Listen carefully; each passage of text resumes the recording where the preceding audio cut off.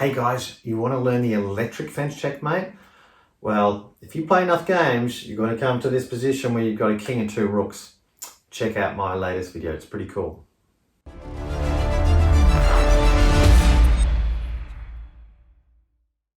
Hey guys, it's a Chess Shark here, helping you improve your game fast. If you're new to my channel, I would love you to subscribe. Hey guys, before I start this lesson, I've got a question for you. Where is the king safest in the end game when there's not many pieces left on the board? Yep, in the middle. Is that what you said?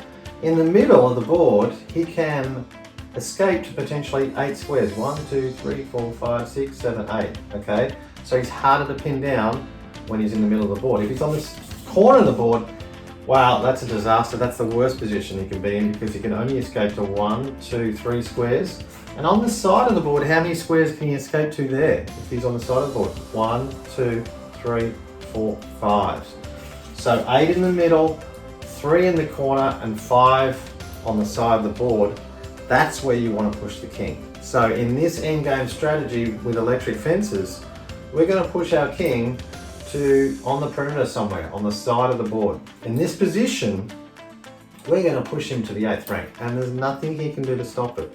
Quite often I'll see this, where the first move, the student will come up and they go check, and the king goes down, and they go check again, and the king goes up, and they go check, and he goes down, and he says check again. Now, if this position, they keep checking and it happens 3 times, okay, black, because they're under attack, they're being forced to get out of the check, can claim a draw by 3-fold repetition, okay?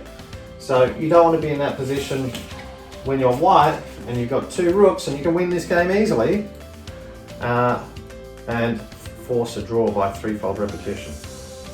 So remember, we're pushing the king to the 8th rank, so we don't want to start our first move with a check on the 5th rank because he can come down. We've got a hole in our electric fence. Our electric fence at the moment is on the 5th rank.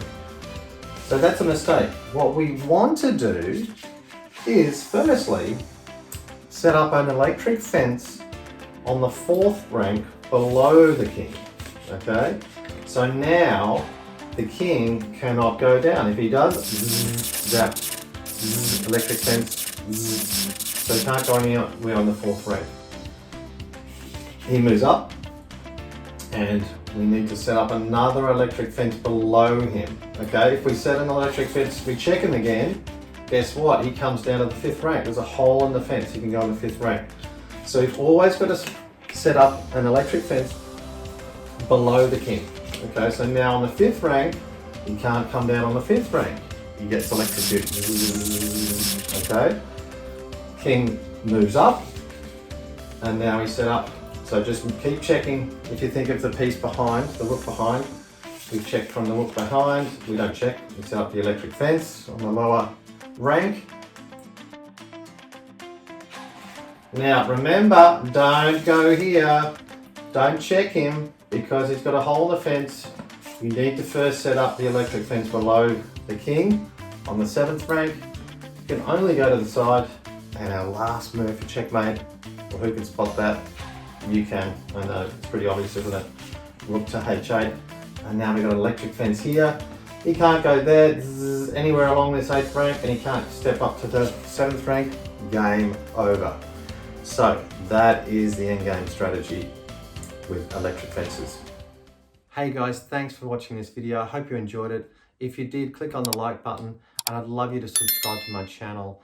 Keep on improving your game, and I'll see you next time.